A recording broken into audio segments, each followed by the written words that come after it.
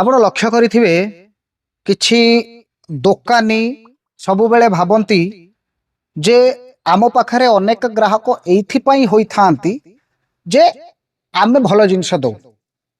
ନାଇଁ ଆଜ୍ଞା, ହୁଏତ ଗ୍ରାହକ ମାନଙ୍କୁ ଆପଣଙ୍କର କିଛି ବ୍ୟବହାର ଆପଣଙ୍କର କିଛି ସାମଗ୍ରୀ ପସନ୍ଦ ଆସିଥାଇପାରେ, ହେଲେ ଆପଣ ଯେତେବେଳେ ଗ୍ରାହକର ପସନ୍ଦ ନ ଆସିବେ, ଆପଣଙ୍କ ବ୍ୟବହାର ଯେତେବେଳେ ଗ୍ରାହକଙ୍କର ପସନ୍ଦ ନ ଆସିବ, ସେତେବେଳେ ସେମାନେ ବିକଳ୍ପ ଖୋଜନ୍ତି।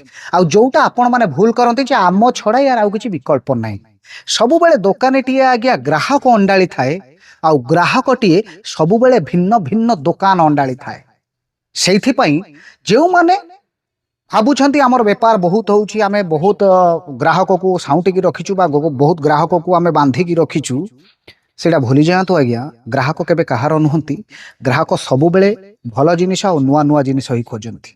ହଜାରେ ଦୋକାନ ଅଛି, ହଜାରେ ବ୍ୟବସାୟ ପ୍ରତିଷ୍ଠାନ ଅଛି। ଯେତେବେଳେ ଆପଣଙ୍କ ମନରେ ଏଇ ଅହଙ୍କାର ପଳେଇ ଆସିବ, ସେତେବେଳେ ଆପଣଙ୍କର ବ୍ୟବହାରରେ ପରିବର୍ତ୍ତନ ଆସିବ, ଆଉ ସେତେବେଳେ ହିଁ ଆପଣଙ୍କ ପାଖରୁ କଷ୍ଟମର କଟି କଟିକି ଯିବେ।